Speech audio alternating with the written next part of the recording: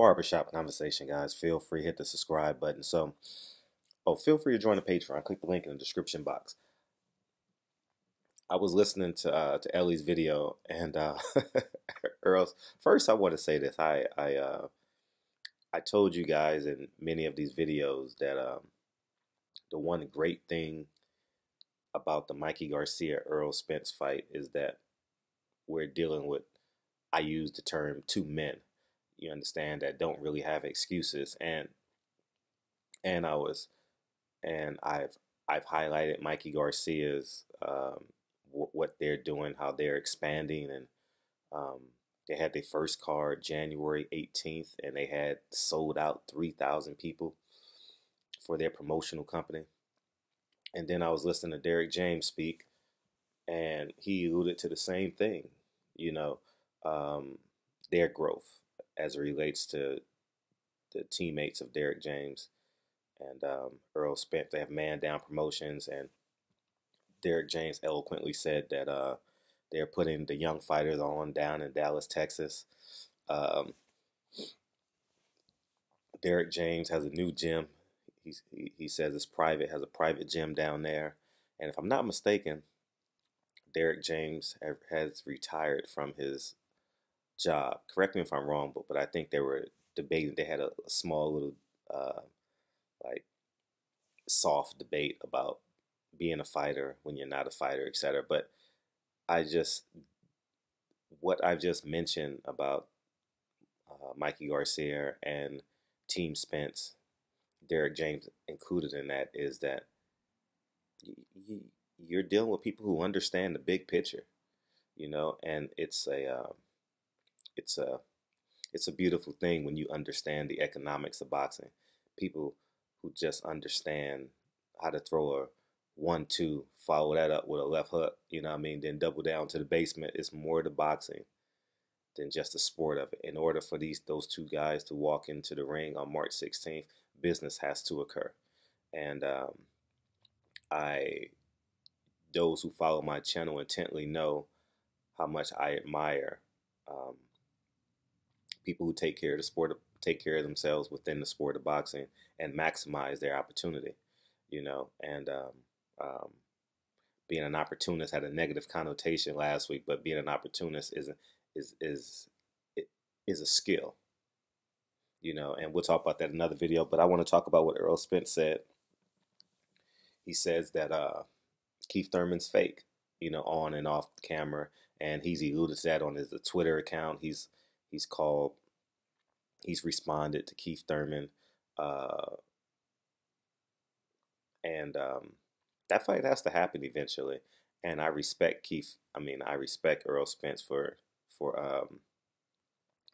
being honest in his opinion, and he also said that he roots for Terence Crawford. I believe that, see, here's the beauty of it. It's like they know their potential, and they know that hopefully it doesn't get derailed, kind of like Charlo and Hurd. I hope that pot of gold doesn't get derailed by them waiting too long for it to happen. And they know without a shadow of a doubt that they are that money, that big pot of gold is Errol Spence versus Terence Crawford at Dallas Cowboy Stadium. I think with no PR, that fight sells out. With no advertising, I think Terence Crawford is the real deal. I think Errol Spence is the real deal. And I'm happy that Errol Spence, in his own way, recognized that in this interview. It's on Ellie's page, so go to Ellie's page, and that's the ultimate respect you can give your opponent, is preparing for your opponent and acknowledging it. Like, this is it, this is what we came for, and it's cool to hear fighters be honest in the moment, and say real words, and not give the PC answer. You know what I'm saying? So,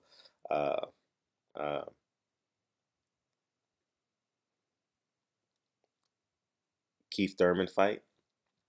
We'll see if that fight happens. But I love the fact. I want to digress. I know I titled it. I'm going to title this video, but go watch the full interview on Ellie's. But I was just real enamored with Erro Spence words. I was real enamored with how he's delivering his message now. He's always been this way, you know. I remember him when he had those. He don't remember me probably back then, but years ago, 5, 6 years ago, when I first started interviewing Errol, um, he used to ride that scooter. I remember him in Vegas riding that scooter. Uh, I forget what they call those things. You know, they got they were real popular about 4 years ago, and all the little kids had them. Those those those hoverboards. You know what I'm talking about? I remember that when he had those big block glasses on. I remember them days, man. That's funny. And now he's a megastar. Great for him, man. And uh, you know, it's just exciting to see a man who's very honest and very sincere, and um, who speaks in those terms. And the same thing that I say about Errol Spence, the same thing I can say about Mikey Garcia. You know, and it's uh, it's just cool to promote this fight. You know, I know some of you guys on the other end don't see what I see, and you guys, Fred, what are you talking about? But it's just refreshing in boxing when nobody ducked nobody. Everybody said yes. I'm gonna beat you. I'm confident enough to know that I'm gonna beat you, and there's nothing you can do that's gonna defeat me. I'm leaving all my excuses outside of the ring, and there's no excuses to be made. May the best man win. And those are the easiest fights to cover, you know. Unlike where, why did it take so long for this fight to make? Why did it, you know? But anyways, man. As I get back into what we came for, you guys want to hear me talk about Keith Thurman issues, right? Is Keith Thurman talking out of both sides of his mouth? Here's what I say about Keith Thurman. Sometimes Keith Thurman is too honest for his own good, for the public to accept. He says he's not fighting Errol Spence till 2020. That annoys the living hell out of boxing fans. What do you mean? What do you mean? If you're healthy enough to fight Sean Porter, you should be healthy enough to fight Errol Spence. Why are you waiting for 3 belts? You get what I'm saying? So boxing fans has that. So there's a certain boxing fan that considers Keith Thurman an enigma, and there's a certain boxing fan that can accept who Keith Thurman is, you know. And Errol Spence was funny at the Fox rollout. He said, "You're gonna get another injury when it's time to fight me, man." That's funny, but the real answer to this puzzle will be who's gonna get that Manny Pacquiao money. That's what everyone's. I told you guys this in a video 2 weeks ago. Everyone's racing, whether it's at 147, whether it's publicly or whether it's silently, to get that Manny Pacquiao money. Manny Pacquiao's only fighting on pay-per-view, and them understanding how Adrian Broner cashed in.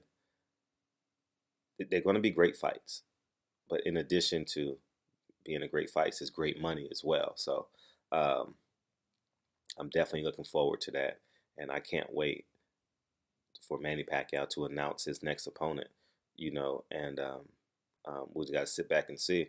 I think Manny Pacquiao will go with the most buzz. You know, if Errol Spence wins convincingly, I don't doubt that Manny Pacquiao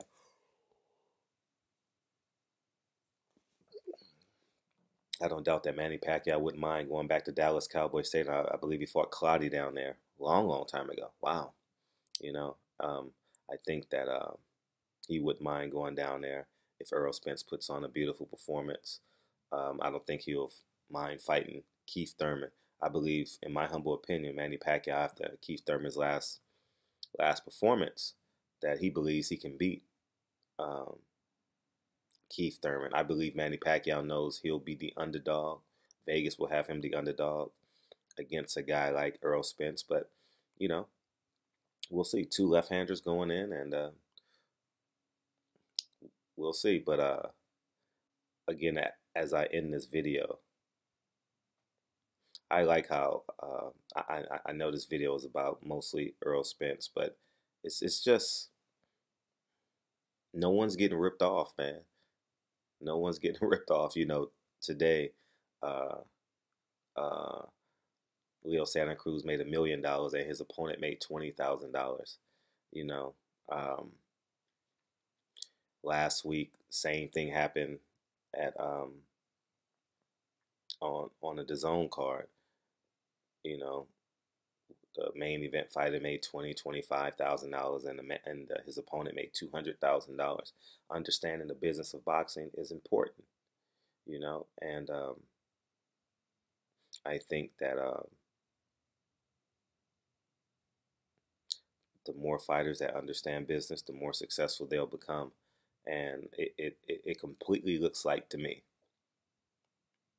Mikey Garcia and Errol Spence, them taking their careers and controlling their own careers, are understanding, and there's still more to learn. They're still young in this game. I know I feel like Mike Garcia has been in this game since I've known him because of Robert Garcia. You know, his professional career kind of attached itself to Mikey Garcia's career. So I feel like it's been like a 20-year run between the two of them. But um, um, I'm just happy that, and I'm just happy that uh, they're getting their money, man, because I went to Thomas Hitman Hearn's um, party last night, and he doesn't speak. I'm not. You guys know what I mean. He speaks with a pause, you know, and you know, it's just beautiful to know that they're taking the highest risk, they're taking the toughest fights, and they're getting maximum reward for it. You know, it's admirable. You know, some of you guys may say, "Oh, but Errol Spence ain't fighting a tough fight," but Mikey Garcia pursued him. He this fight had to happen. You know, Mikey Garcia pursued him. Like it's you're not running from me, Errol Spence. This fight has to happen, and so it did. So, but anyways, man, congratulations to them. I appreciate Errol Spence's honesty. I appreciate their candor. I appreciate the fact that they're being men. Like covering boxing, man. Sometimes I do interviews, guys. I'll never mention this publicly, so don't ask in the comment section. Sometimes I'll be listening to fighters talk, and I'm like, man, you so corny. You're lying through your fucking teeth right now. And I just got to take it. You know, you know, I'm sitting in their living room. What can I do? You know, so in a group interview, and I'm listening to them do the group interview, and I'm like, man, you're not telling the truth right now. You know, I don't believe you. You need more people. Anyways, man, barbershop conversations, man. Feel free to hit the subscribe button. I'll talk to you guys real soon. Peace.